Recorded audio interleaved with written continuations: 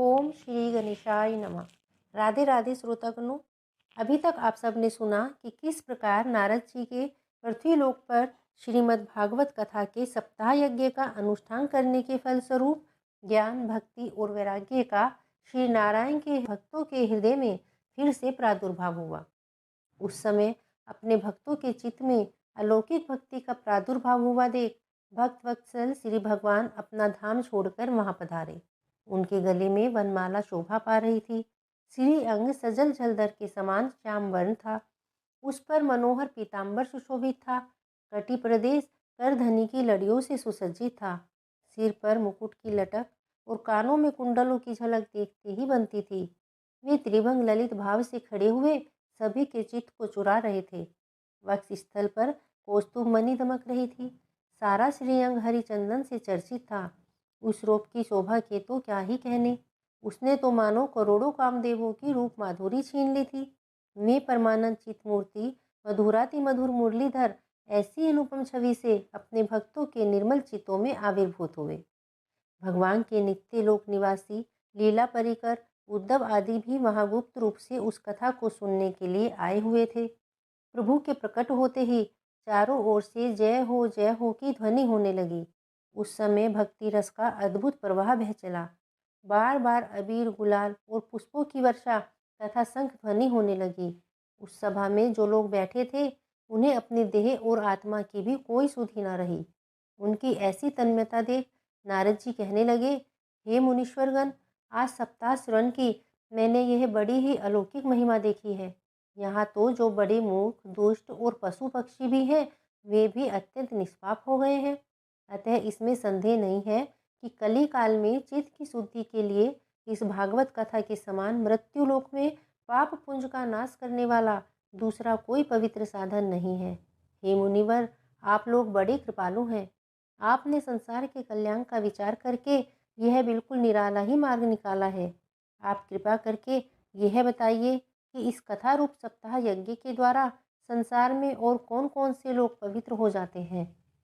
सनकादि ने कहा कि जो लोग सदा तरह तरह के पाप किया करते हैं, निरंतर दुराचार में ही तत्पर रहते हैं, उल्टे मार्गों से चलते हैं तथा जो क्रोधाग्नि से जलते रहते हैं, कुटिल और कामपरायण हैं, वे सभी इस कलयुग में इस सप्ताह यज्ञ से पवित्र हो जाते हैं। जो लोग सदा सत्य से दूर और माता पिता की निंदा करने वाले, तृष्णा के मारे व्याकुल, आश्रम धर्म से रहित, दंभी, दूसरों की उन्नति देखकर जलने वाले और दूसरों को दुख देने वाले हैं, वे भी इस कलयुग में सप्ताह यज्ञ से पवित्र हो जाते हैं। जो मनुष्य मदिरापान, ब्रह्म हत्या, स्वर्ण की चोरी, गुरु स्त्रीगमन और विश्वासघात ये 5 महापाप करने वाले, छल छद्मपरायण, क्रूर, पिशाचों के समान निर्दयी और ब्राह्मणों के धन से पुष्ट होने वाले और व्यभिचारी हैं, वे भी इस कलयुग में इस सप्ताह यज्ञ से पवित्र हो जाते हैं। जो दुष्ट आग्रहपूर्वक सर्वदा मन, वाणी और शरीर से पाप ही करते रहते हैं और दूसरों के धन से ही पुष्ट होते हैं तथा मलिन मन और दुष्ट हृदय वाले हैं, वे भी इस कलयुग में सप्ताह यज्ञ से पवित्र हो जाते हैं। हे नारद जी, अब हम तुम्हें इस विषय में एक प्राचीन इतिहास सुनाते हैं। उसके सुनने से ही सब पाप नष्ट हो जाते हैं। पूर्व काल में तुंगभद्रा नदी के तट पर एक अनुपम नगर बसा हुआ था। वहाँ सभी वर्णों के लोग अपने अपने धर्मों का आचरण करते हुए सत्य और सत्कर्मों में तत्पर रहते थे। उस नगर में समस्त वेदों का विशेषज्ञ और स्रोत स्मार्त कर्मों में निपुण एक आत्मदेव नाम का ब्राह्मण रहता था। वह साक्षात दूसरे सूर्य के समान तेजस्वी था। वह धनी होने पर भी भिक्षाजीवी था। उसकी पत्नी धुंधली, कुलीन और सुंदरी होने पर भी सदा अपनी बात पर अड़ी रहने वाली थी। उसे लोगों की बातें करने में सुख मिलता था। स्वभाव से क्रूर थी और प्राय कुछ न कुछ बकवाद करती रहती थी। गृह कार्य में निपुण थी, कृपण थी और झगड़ालू भी थी। इस प्रकार वे ब्राह्मण दंपत्ति प्रेम से अपने घर में रहते और विहार करते थे। उनके पास अर्थ और भोग विलास के भी साधन थे। घर द्वार भी सुंदर थे, परंतु उससे उन्हें सुख नहीं था। जब अवस्था बहुत ढल गई तब उन्होंने संतान के लिए तरह तरह के पुण्य कर्म आरंभ किए और वे दीन दुखियों की गौ, पृथ्वी, स्वर्ण और वस्त्र आदि दान करने लगे। इस प्रकार धर्म मार्ग में उन्होंने अपना आधा धन समाप्त कर दिया। तब भी उन्हें पुत्र या पुत्री किसी का भी मुख देखने को नहीं मिला। इसलिए अब वह ब्राह्मण अत्यंत ही चिंतातुर रहने लगा था। एक दिन वह ब्राह्मण देवता बहुत दुखी होकर घर से निकलकर वन को चल दिया। दोपहर के समय उसे प्यास लगी, इसलिए वह एक तालाब पर आया। संतान के अभाव के दुख ने उसके शरीर को बहुत सुखा दिया था, इसलिए थक जाने के कारण जल पीकर वह वहीं बैठ गया। 2 घड़ी बीतने पर वहाँ एक सन्यासी महात्मा आए। जब ब्राह्मण देवता ने देखा कि वे जल पी चुके हैं, तब वह उनके पास गया और चरणों में नमस्कार करके सामने खड़े होकर लंबी लंबी सांसें लेने लगा। सन्यासी ने पूछा, कहो ब्राह्मण देवता, क्यों रोते हो? ऐसी तुम्हें क्या भारी चिंता है? जल्द ही मुझे अपने दुख का कारण बताओ। ब्राह्मण ने कहा, हे महाराज, मैं अपने पूर्व जन्म के पापों से संचित दुख का क्या वर्णन करूं? अब मेरे पितर मेरे द्वारा दी हुई जलांजलि के जल को अपनी चिंता जनित सांसों से कुछ गर्म करके ही पीते हैं। देवता और ब्राह्मण मेरा दिया हुआ प्रसन्न मन से स्वीकार नहीं करते। संतान के लिए मैं इतना दुखी हो गया हूँ कि मुझे सब सूना सूना ही दिखाई देता है। मैं प्राण त्यागने के लिए यहाँ आया हूँ। संतानहीन जीवन को धिक्कार है, संतानहीन घर को धिक्कार है, संतानहीन धन को धिक्कार है और संतानहीन कुल को भी धिक्कार है। मैं जिस गाय को पालता हूँ वह भी बांझ हो जाती है। जिस पेड़ को लगाता हूँ उस पर फल फूल नहीं लगते। मेरे घर में जो फल आता है वह भी बहुत जल्दी सड़ जाता है। जब मैं ऐसा अभागा और पुत्रहीन हूँ तो फिर मैं इस जीवन को जीकर ही क्या करूँगा? ऐसा कहकर वे ब्राह्मण दुख से व्याकुल हो उन सन्यासी महात्मा के पास फूट फूट कर रोने लगा। तब उन यतिवर के हृदय में बड़ी करुणा उत्पन्न हुई। वे योगनिष्ठ थे। उन्होंने उसके ललाट की रेखाएं देखकर सारा वृतांत जान लिया और फिर उससे विस्तार पूर्वक कहने लगे, ये ब्राह्मण देवता, इस प्रजा प्राप्ति का मोह त्याग दो। कर्म की गति बड़ी प्रबल है। विवेक का आश्रय लो और संसार की वासना छोड़ दो। हे विप्रवर सुनो, मैंने इस समय तुम्हारा प्रारब्ध देखकर यह तय किया है कि 7 जन्मों तक तुम्हारे कोई संतान नहीं हो सकती। पूर्व काल में राजा सगर और अंग को भी संतान के कारण भारी दुख भोगना पड़ा था। ये ब्राह्मण, अब तुम कुटुंब की आशा छोड़ दो। संन्यास में ही सब प्रकार का सुख है। ब्राह्मण ने कहा, हे महात्मा जी, विवेक से मेरा क्या होगा? मुझे तो आप बलपूर्वक पुत्र दीजिए, नहीं तो मैं आपके सामने ही शोक मूर्छित होकर अपने प्राण त्याग दूंगा। जिसमें पुत्र और स्त्री आदि का सुख नहीं, ऐसा संन्यास तो सर्वथा नीरस ही है। लोक में सरस तो पुत्र और पौत्र आदि से भरी पूरे गृहस्थ आश्रम से ही आता है। ब्राह्मण का ऐसा आग्रह देखकर उन तपोधन ने कहा, विधाता के लिखे लेख को मिटाने का हठ करने से राजा चित्रकेतु को भी बड़ा कष्ट उठाना पड़ा था। इसलिए दैव जिसके उद्योग को कुचल देते हैं, उस पुरुष के समान तुम्हें भी पुत्र से सुख नहीं मिल सकेगा। तुम तो बड़ा हट करके बैठ गए हो। अब ऐसी दशा में मैं तुमसे क्या कहूँ? जब महात्मा जी ने देखा कि वह किसी भी प्रकार अपना आग्रह नहीं छोड़ रहा है, तब उन्होंने उसे एक फल देकर कहा कि इसे तुम अपनी पत्नी को खिला देना। इससे उसको एक पुत्र होगा। तुम्हारी स्त्री को 1 साल तक सत्य, शौच, दया, दान और एक समय एक ही अन्न खाने का नियम रखना होगा। यदि वह ऐसा करेगी तो बालक बहुत शुद्ध स्वभाव वाला होगा। ऐसा कहकर वह योगीराज चले गए। वो ब्राह्मण अपने घर लौट आया। घर लौटकर उसने पूरी बात बताकर वह फल अपनी स्त्री के हाथ में दे दिया और स्वयं कहीं चला गया। उसकी स्त्री तो थी ही कुटिल स्वभाव की। वह रो रो कर एक सखी से कहने लगी, हे सखी, मुझे तो बड़ी चिंता हो गई। मैं तो यह फल बिल्कुल नहीं खाऊंगी। फल खाने से गर्भ ठहरेगा और गर्भ ठहरेगा तो पेट बढ़ जाएगा, फिर कुछ खाया पिया भी अंदर नहीं जाएगा। इससे मेरी शक्ति क्षीण हो जाएगी। तब बता, घर का धंधा भला कैसे होगा? और देववश यदि कहीं गांव में डाकुओं का आक्रमण हो गया तो गर्भिणी स्त्री कैसे भागेगी? और यदि सुखदेव जी की तरह यह गर्भ भी पेट में ही रह गया तो इसे बाहर कैसे निकालेंगे? और कहीं प्रसव काल के समय वह टेढ़ा हो गया तो फिर तो प्राणों से ही हाथ धोना पड़ेगा। यूँ भी प्रसव के समय बड़ी भयंकर पीड़ा होती है और मैं ठहरी सुकुमारी, भला यह सब कैसे सह सकूंगी? मैं जब दुर्बल पड़ जाऊंगी तब नंद रानी आकर घर का सारा माल समेट कर ले जाएगी और मुझसे तो सत्य, सोच आदि नियमों का पालन होना भी बड़ा मुश्किल जान पड़ता है। जो स्त्री बच्चा जनती है उसे उस बच्चे के लालन पालन में भी बड़ा कष्ट होता है।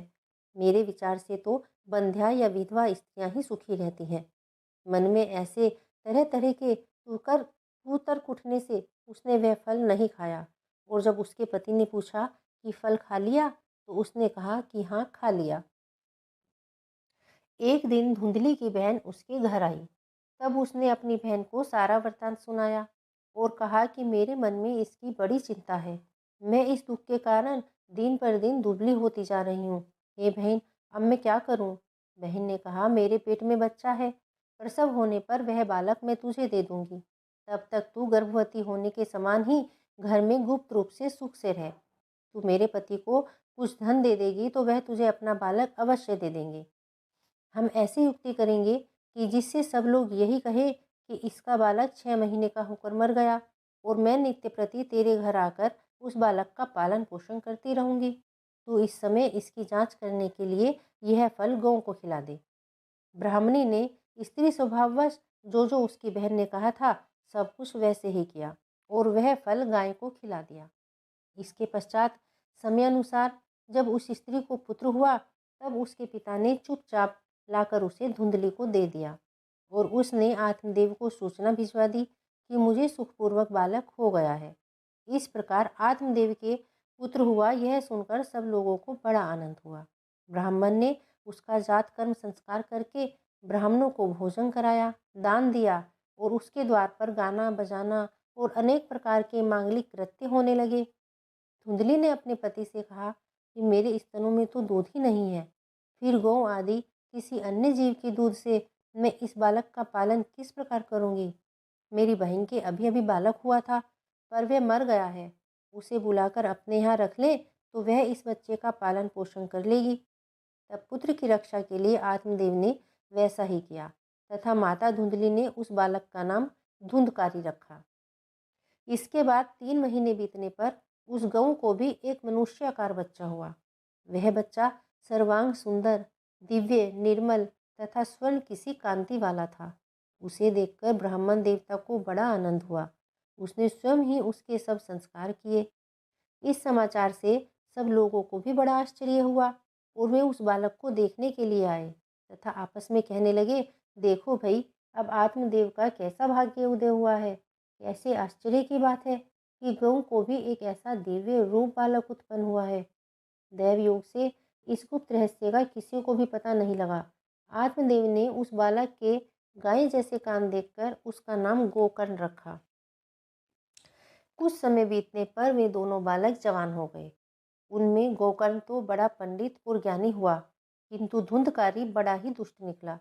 स्नान, शौच आदि ब्राह्मणोचित आचारों का उसमें नाम भी नहीं था, और खान पान का तो कोई परहेज नहीं था। क्रोध उसमें इतना बढ़ा चढ़ा था, वह बुरी बुरी वस्तुओं का संग्रह किया करता था। मुर्दे के हाथ से छुआया हुआ अन्न भी खा लेता था। दूसरों की चोरी करना और सब लोगों से द्वेष बढ़ाना उसका स्वभाव बन गया था। छिपे छिपे वह दूसरों के घरों में आग भी लगा देता था। दूसरों के बालकों को खिलाने के लिए गोद में लेता और उन्हें कुएं में डाल देता। हिंसा का उसे व्यसन सा हो गया था। हर समय अस्त्र शस्त्र धारण किए रहता, और बेचारे अंधे और दीन दुखियों को व्यर्थ में ही तंग किया करता था। चांडालों से उसका विशेष प्रेम था। हाथ में फंदा लिए कुत्तों की टोली के साथ शिकार की टोह में घूमता रहता।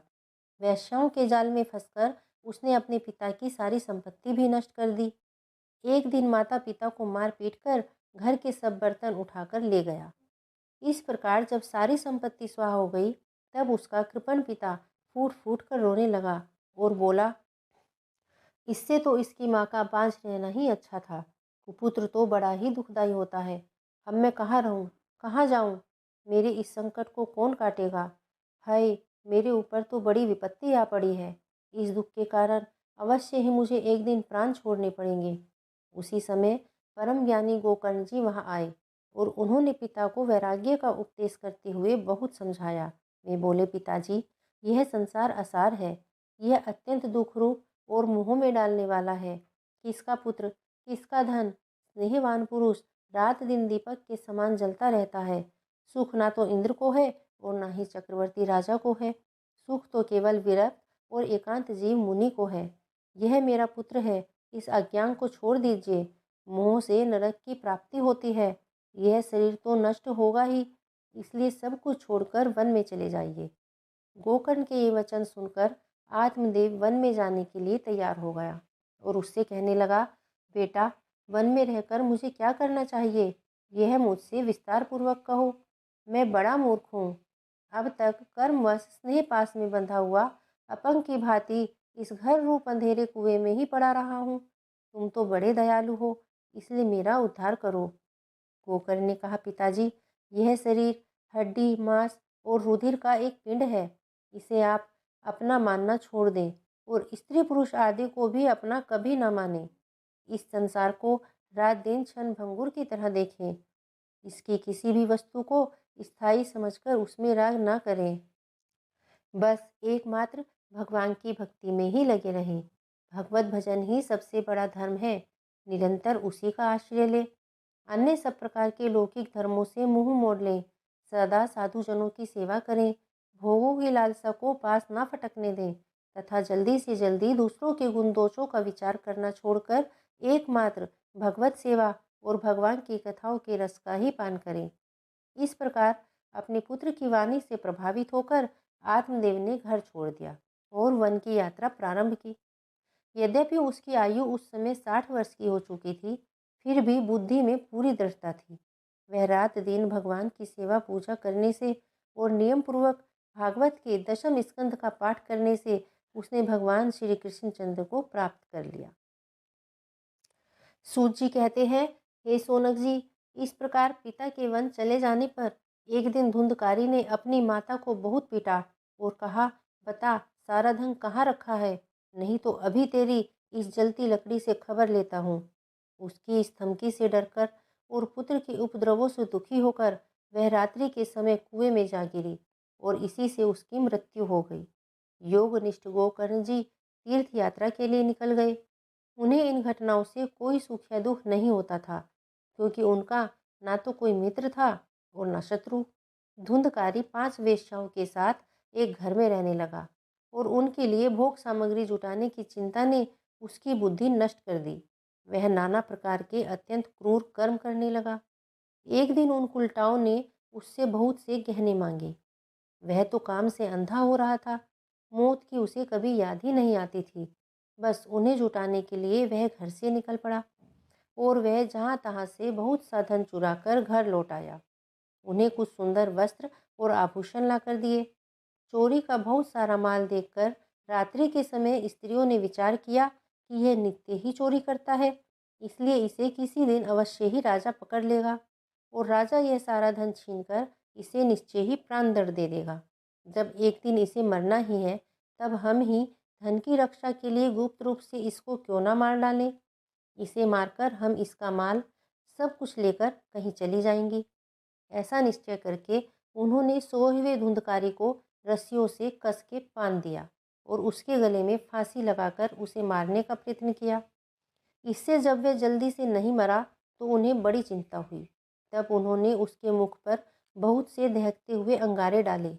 इससे वह अग्नि की लपट से बहुत छटपटाकर मर गया। उन्होंने उसके शरीर को एक गड्ढे में डालकर गाड़ दिया। सच है, स्त्रियां प्राय बड़ी दुस्साहसी होती हैं। उनके इस कृत्य का किसी को भी पता नहीं चला। लोगों के पूछने पर वह कह देती कि हमारी प्रियतम पैसे के लोभ में अब की बार कहीं दूर चले गए हैं और इसी वर्ष के अंदर लौट आएंगे। बुद्धिमान पुरुष को दुष्टा स्त्रियों का कभी विश्वास नहीं करना चाहिए। जो मूर्ख इनका विश्वास करते हैं, उन्हें दुखी ही होना पड़ता है। इसकी वाणी तो अमृत के समान कामियों के हृदय में रस का संचार करती है, किंतु हृदय छुरे की धार के समान तीक्ष्ण होता है। भला इन स्त्रियों का कौन प्यारा है। वे उल्टाए धुंधकारी की सारी संपत्ति समेटकर वहां से चंपत हो गई। उनके ऐसे न जाने और कितने पति थे और धुंधकारी अपने कुकर्मों के कारण भयंकर प्रेत हुआ। वह बवंडर के रूप में सदा 10 दिशाओं में भटकता रहता था और शीत घाम से संतप्त और भूख व्यास से व्याकुल होने के कारण हा देव चिल्लाता रहता, परंतु उसे कहीं भी कोई आश्रय नहीं मिला। कुछ समय बीतने पर गोकर्ण ने भी लोगों के मुख से धुंधकारी की मृत्यु का समाचार सुना। तब उसे अनाथ समझकर उन्होंने उसका गया जी में श्राद्ध किया और भी जहाँ जहाँ वे जाते उसका श्राद्ध अवश्य करते थे। इस प्रकार घूमते घूमते गोकर्ण जी अपने नगर में आए और रात्रि के समय दूसरों की दृष्टि से बचकर सीधे अपने घर के आंगन में सोने के लिए पहुंचे। वहां अपने भाई को सोया देख आधी रात के समय धुंधकारी ने अपना बड़ा विकट रूप दिखाया। वह कभी भेड़ा, कभी हाथी, कभी भैंसा, कभी इंद्र और कभी अग्नि का रूप धारण करता। अंत में वह मनुष्य के आकार में प्रकट हुआ। ये विपरीत अवस्थाएं देखकर गोकर्ण ने निश्चय किया कि यह कोई दुर्गति को प्राप्त हुआ जीव है। तब उन्होंने उससे धैर्यपूर्वक पूछा, तू कौन है और रात्रि के समय ऐसे भयानक रूप क्यों दिखा रहा है? तेरी यह दशा कैसे हुई? हमें बता तो सही, तू प्रेत है, पिशाच है अथवा कोई राक्षस है? सूची कहते हैं, गोकर्ण के इस प्रकार पूछने पर वह धुंधकारी बार बार जोर जोर से रोने लगा। उसमें बोलने की शक्ति नहीं थी, इसलिए उसने केवल संकेत मात्र किया। तब गोकर्ण ने अंजलि में जल लेकर उसे अभिमंत्रित करके उसके ऊपर छिड़का। इससे उसके पापों का कुछ शमन हुआ और वह इस प्रकार कहने लगा। प्रेत बोला, हे गोकर्ण, मैं तुम्हारा भाई हूँ, धुंधकारी। मैंने अपने ही दोष से अपना ब्रह्मणत्व नष्ट कर दिया। मेरे कुकर्मों की गिनती नहीं की जा सकती। मैं तो महान अज्ञान में चक्कर काट रहा था। इसी से मैंने लोगों की बड़ी हिंसा की और अंत में उल्टा स्त्रियों ने मुझे तड़पा तड़पा कर मार डाला। इसीलिए अब प्रेत योनि में पड़कर यह दुर्दशा भोग रहा हूँ। अब भाग्यवश कर्म फल का उदय होने से मैं केवल वायु भक्षण करके ही जी रहा हूँ। हे भाई, तुम तो दया के समुद्र हो। अब किसी प्रकार जल्दी ही मुझे इस योनि से छुड़ाओ। गोकर्ण धुंधकारी की सारी बातें सुन रहा था और तब उससे बोला, हे भाई, मुझे इस बात का बड़ा आश्चर्य है।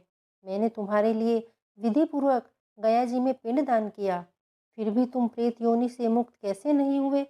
यदि गया श्राद्ध से भी तुम्हारी मुक्ति नहीं हुई, तब इसका और कोई उपाय नहीं। अच्छा, तुम सब बात खुलकर मुझसे कहो, मुझे अब क्या करना चाहिए? प्रेत ने कहा, मेरी मुक्ति सैकड़ों गया श्राद्ध करने से भी नहीं हो सकती। अब तो तुम इसका कोई और ही उपाय सोचो। प्रेत की बातें सुनकर गोकर्ण को बड़ा आश्चर्य हुआ।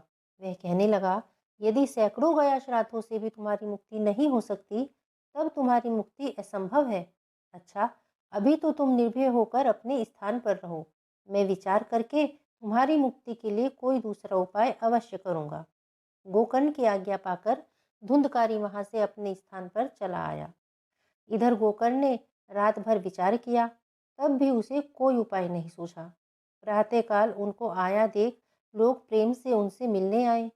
तब गोकर्ण ने रात में जो कुछ जिस प्रकार हुआ था वह सब उनसे सुना दिया। उनमें से जो लोग विद्वान, योगनिष्ठ, ज्ञानी और वेदज्ञ थे, उन्होंने भी अनेक शास्त्रों को उलट पलट कर देखा, तो भी उसकी मुक्ति का कोई उपाय नहीं मिला। तब सबने यही निश्चय किया कि इस विषय में सूर्य नारायण जो आज्ञा करें वही करना चाहिए। अतः गोकर्ण ने अपने तपोबल से सूर्य की गति को रोक दिया। उन्होंने स्तुति की, हे भगवान, आप सारे संसार के साक्षी हैं, मैं आपको नमस्कार करता हूँ। आप मुझ पर कृपा करके धुंधकारी की मुक्ति का कोई साधन बताइए। गोकर्ण की यह बात सुनकर सूर्यदेव ने दूर से ही स्पष्ट शब्दों में कहा, श्रीमद् भागवत से मुक्ति हो सकती है, इसलिए तुम उसका सप्ताह पारायण करो। सूर्य का यह धर्ममय वचन वहां सभी ने सुना। तब सबने यही कहा कि प्रयत्न पूर्वक यही करो, है भी यह साधन बहुत सरल। तब गोकर्ण भी कथा सुनाने के लिए तैयार हो गए। देश और गांवों से अनेक लोग कथा सुनने के लिए आए। भूत से लंगड़े लूले, अंधे, बूढ़े, मंद बुद्धि पुरुष भी अपने पापों की निवृत्ति के उद्देश्य से वहां आ पहुंचे। इस प्रकार वहां इतनी भीड़ हो गई कि उसे देखकर देवताओं को भी आश्चर्य हुआ। जब गोकर्ण जी व्यास गद्दी पर बैठकर कथा कहने लगे, तब वह प्रेत भी वहां आ पहुंचा और इधर उधर बैठने के लिए स्थान ढूंढने लगा। इतने में ही उसकी दृष्टि एक सीधे रखे हुए 7 गांठ के बांस पर पड़ी। उसी के नीचे के छिद्र में घुसकर वह कथा सुनने के लिए बैठ गया। वायु रूप होने के कारण वह बाहर कहीं नहीं बैठ सकता था, इसीलिए बांस में घुसकर बैठा। गोकर्ण जी ने एक वैष्णव ब्राह्मण को मुख्य श्रोता बनाया वो प्रथम स्कंद से ही स्पष्ट स्वर में कथा सुनानी आरंभ कर दी। और सायंकाल में जब कथा को विश्राम दिया गया तब एक बड़ी विचित्र बात हुई।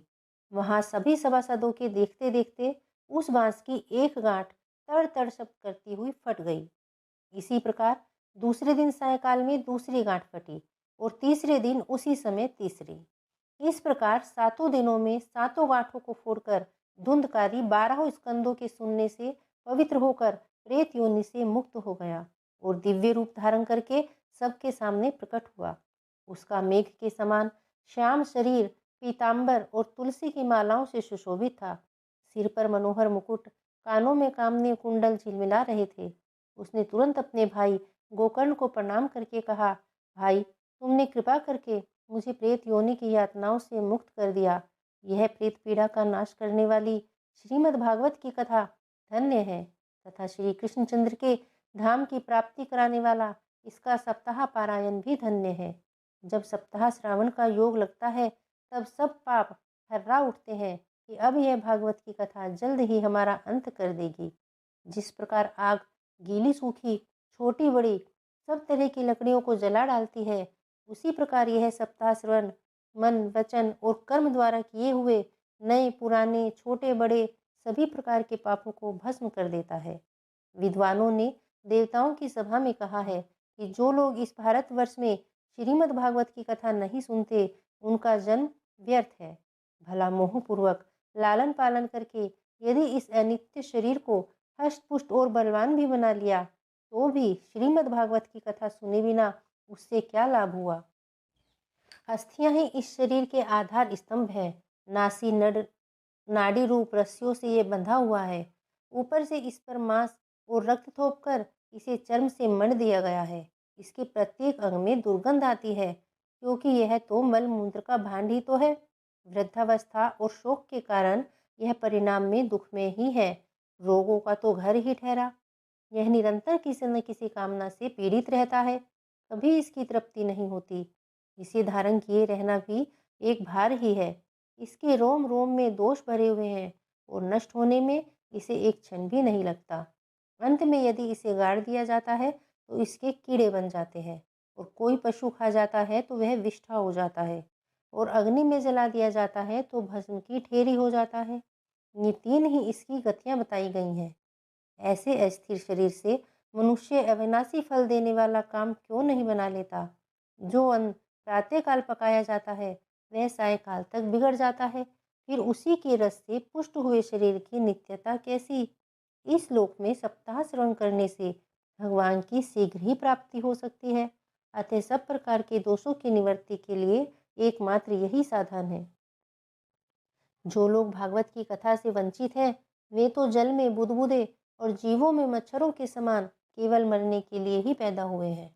भला जिसके प्रभाव से जड़ और सूखे हुए बांस की गांठें भी फट सकती हैं, उस भागवत कथा का श्रवण करने से चित्त की गांठों का खुल जाना कौन सी बड़ी बात है। सप्ताह श्रवण करने से मनुष्य के हृदय की गांठें खुल जाती हैं, उसके समस्त संशय छिन्न भिन्न हो जाते हैं और सारे कर्म क्षीण हो जाते हैं।